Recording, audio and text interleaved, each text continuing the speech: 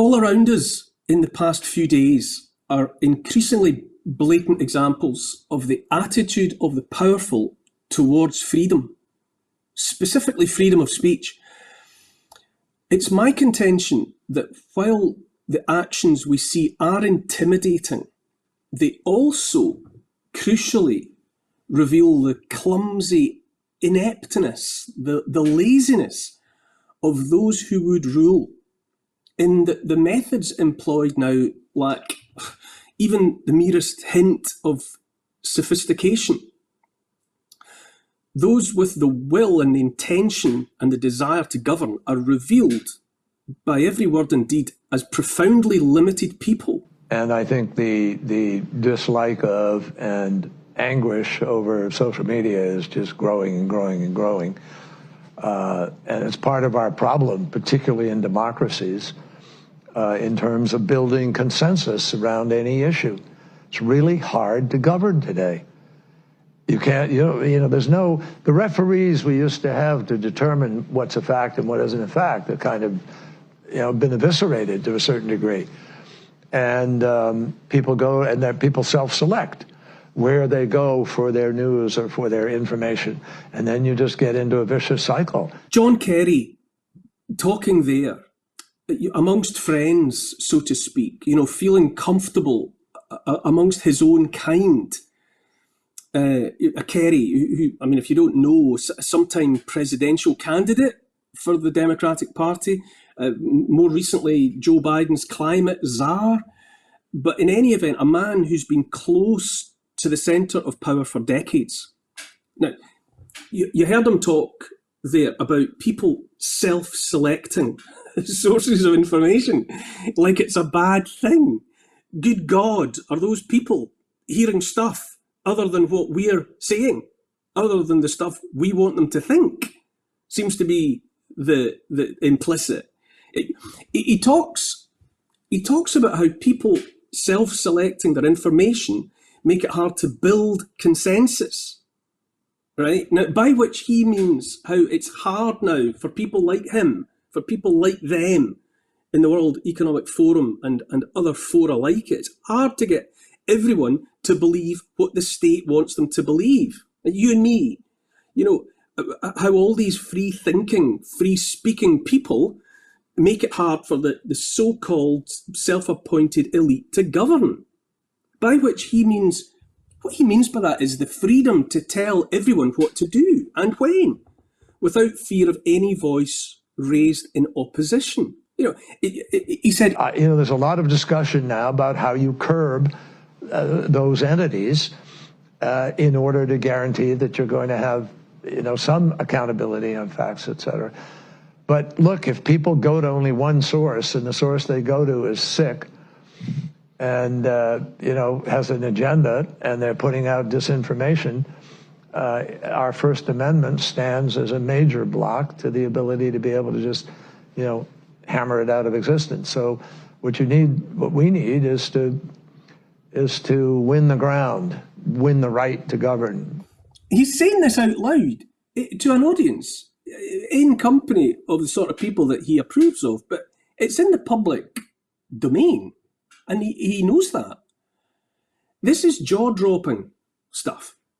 They're in the company of like minds. He's calling the First Amendment a major block to getting his way. I can't hear James Madison's First Amendment often enough because it's so cleverly, it's so sensitively and knowingly worded. Congress shall make no law respecting an establishment of religion or prohibiting the free exercise thereof, or abridging the freedom of speech or of the press or the right of the people peaceably to assemble and to petition the government for a redress of grievances.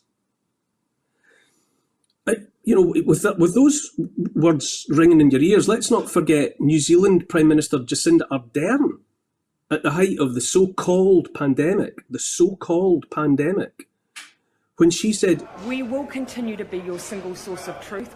That the we there being her government, single source of truth. Anything else is just rumour, if not downright lies, We, the government, will be your single source of truth. Since when? But look at what has come out of these single state sources of information.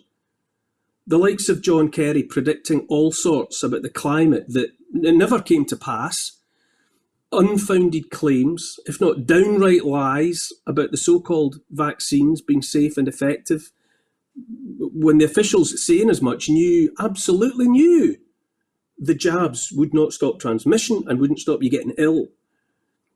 And then, the likes of, what else have we had? The likes of Russiagate from Hillary Clinton, lies about Trump that she still pushes, even though they've been proven to be lies and propaganda. She still repeats it now.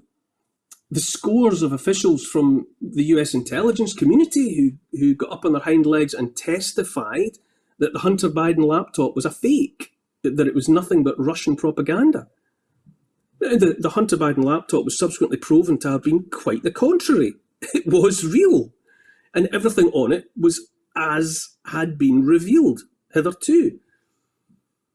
But, there at the World Economic Forum, John Kerry reveals, he's the one who has usefully this week revealed that he even proudly identifies freedom to speak as the problem. He says that the First Amendment is the major block in the way of the state being able to push a false narrative. I think democracies are very challenged right now and have not proven they can move fast enough or big enough to deal with the challenges that we are facing. And to me, that is part of what this race, this election is all about. Will we break the fever in the United States? Now, don't forget that John Kerry served in the Vietnam War, briefly, and came back to the States and joined the protests against the war, against Lyndon Johnson's government, against what you might say was the state consensus on the subject of the Vietnam War. But now Kerry finds himself among the powerful. He's married to a billionaire heiress. And he finds dissent of the sort he offered half a lifetime ago a major problem that has to be hammered out of existence. This is where we are. Now, also where we are is on account of the internet. The internet that has been free, that is still free. And in what was surely an unintended consequence, the free internet that we have known enabled people to find the truth for themselves and share it. And that, as it turns out, is a problem that the self-proclaimed elites don't know how to deal with in any sophisticated, far less subtle fashion. Now, there have always been state secrets. As long as there have been nation states, there have been state secrets. Information that the ruling group deemed too sensitive or too troubling for general consumption by the likes of you and me. You go back to somebody like Machiavelli and the Prince.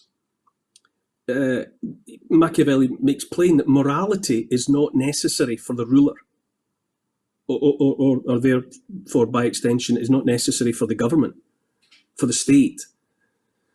The prince, the state, whatever, creates law and creates morality and is above both.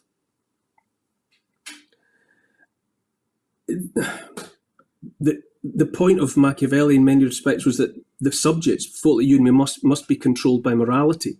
People like you and me must behave morally, because it's only when we're moral that we submit to obeying the law. And so there's a double standard within statecraft, that the people running the state don't have to be moral at all. In fact, quite the contrary. We've had centuries of thinkers, clever, educated, thoughtful people agonising about how much power should be ceded by the people to the state in a contract, in return for safety, in return for peace. We've had centuries of clever people trying to work it out. You know, when it comes to the social contract, you've got the likes of Thomas Hobbes, John Locke, and Jean-Jacques Rousseau. You know, Hobbes said political order is possible only when human beings abandon their natural condition of judging and pursuing what seems best to each and delegate judgment to someone else.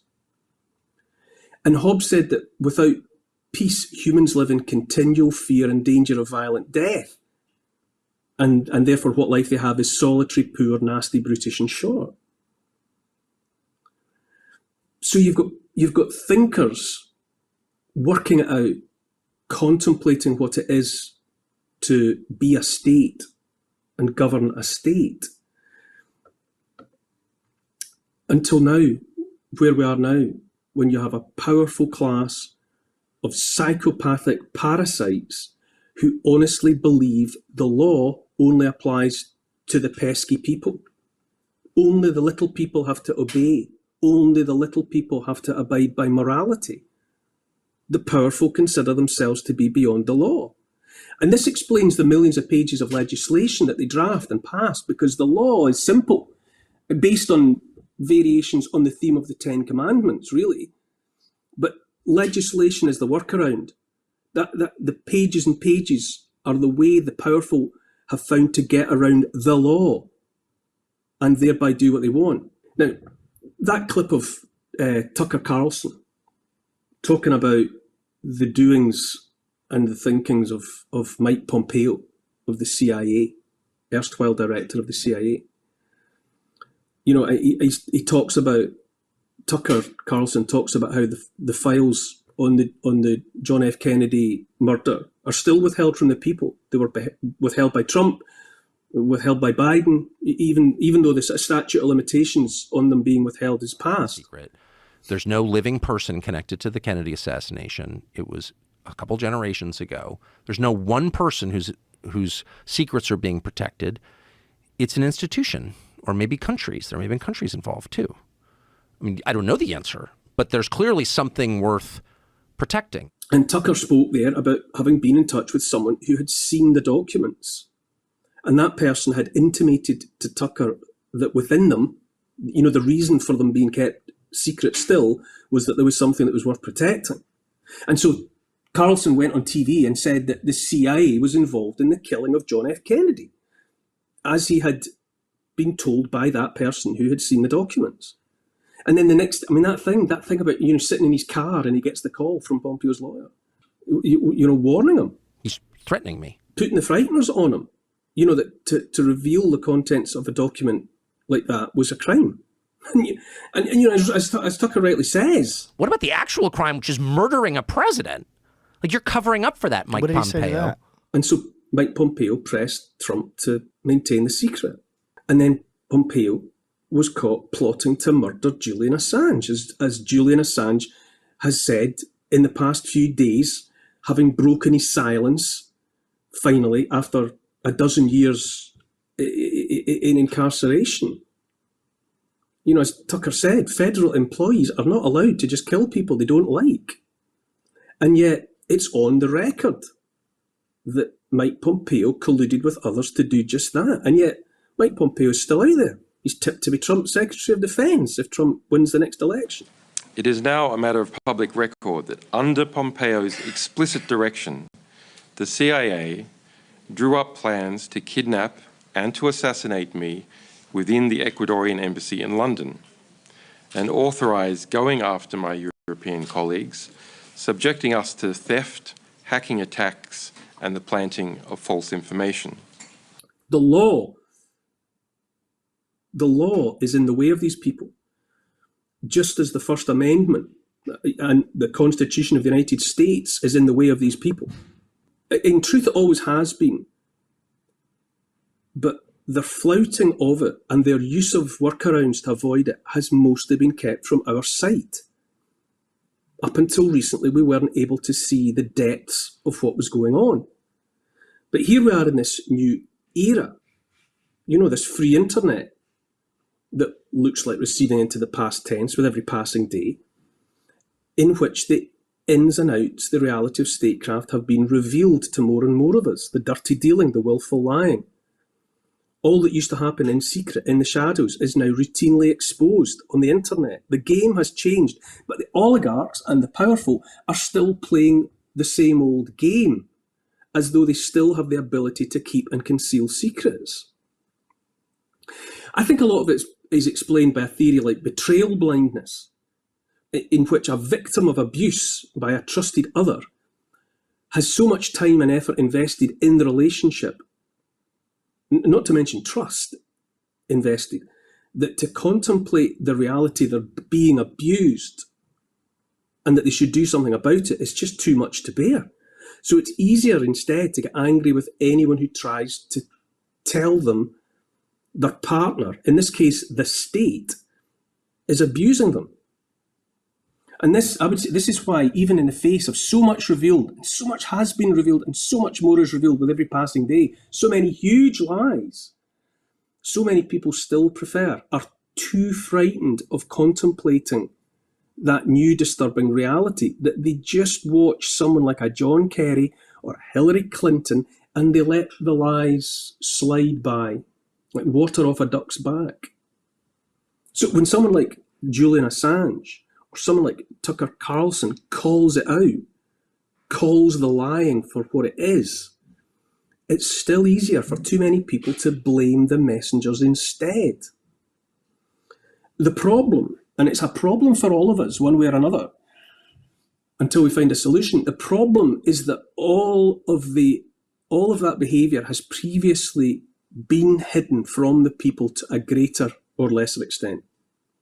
The media has been in the pay of the state, so supposed leaks and scandals happened by design. I don't know, the Profumo affair or whatever, limited hangout. That much revelation comes with the consent, or used to come with the consent of the state, because it didn't make any difference to the bigger picture. But now the internet and a manifestation of its potential in the form of WikiLeaks and Julian Assange was like X-ray specs, revealing all, exposing the reality of so-called statecraft. And this has happened. The advent of internet came upon them when the state is the creature not of any group with any sort of morality or restraint, but of oligarchs bent only on wealth, control, and ultimately power. Maybe a more sophisticated response will be conjured into being. Maybe not, but there's no sign of it at the moment. We are in the grip of crude and blunt people, crude and blunt in their exercise of power, wholly lacking any kind of sophistication. So what we have, instead of thinking people like Hobbes and Locke and Rousseau, we have oligarchs, arrogant, but persuaded of their own right, more complete even than divine right, because at the peak of the ziggurat, we have oligarchs who consider themselves more than gods, whose only response to the situation created by the internet is that of someone who, having only a hammer, treats everything as a nail. They lack the wit or the sophistication to do anything else but try and hammer every nail flat, in plain sight. So gone are the sophisticated, thoughtful people who considered issues at length. Those in power are not like that. They're not learned. I think their wealth and their inherited power persuade them they don't even need to be learned or sophisticated. Machiavelli said a leader had to have the nature of a fox and also of a lion, that he needed the cunning and foresight of the fox and the fierce strength of the lion. But more and more, the self-professed elites blunder around like bulls in a china shop. No foxes, no lions, just bulls. So that, you have someone like Tim Walz saying... There's no guarantee to free speech on misinformation or hate speech, and especially around our democracy. There's no exception in the First Amendment to enable the criminalising of so-called hate speech, for example, because James Madison and others understood that hate is subjective, that it's at the mercy of the powerful making judgments about what is hateful. But there you have it, a senior man running for Vice President of the United States of America who doesn't even understand his own country's constitution. That's beyond frightening. It might even be ludicrous and laughable. So these people, whether they're dullards or just playing games, much too arrogant as well, even for their own good, who are determined that all they need to do, perhaps all they can do, is shut people up, make it illegal to disagree with the state. So we have censorship in all its forms, exploiting the fear of nothing less than imprisonment as the punishment for telling the truth, when the truth is inconvenient to the powerful, up until the point we've reached, most recently, when characters like John Kerry are talking openly about freedom of speech as an obstacle to power, an obstacle to building consensus and the ability to govern, as Kerry describes it. And he's hardly alone. Hillary Clinton is to the fore, insisting that what she calls the narrative has to be consistent, which is the same as saying the powerful must eradicate all dissent, any voices that question their narrative. Far less openly challenges their narrative. It's all so shockingly unsophisticated apart from anything else. It's so clumsy and so blatant and so arrogant. Robert Burns said in a poem called To a Louse, the setup is that he's in church and there's a pretty woman sitting, and there's a louse is on her hat, and everyone's looking at her and smiling, and she thinks they're smiling at her prettiness because she doesn't realise, what it is that's making everybody smile. And he says, Robert Burns says in the poem, well, I'll translate it for those who aren't Scottish, that he wishes someone had the power to let us see ourselves as others see us. And I see the truth is that in their overweening self-importance and hubris, the powerful now don't see themselves as we do. They don't even realise that we see them, but we see them. And it's beginning to dawn on them, and it enrages them. But better than that, it frightens them into doing ever more ridiculous things. This is where we are now. We can see them. We can watch these clips and we can dissect these clips and we can see them. And it's their own nature that will be their undoing.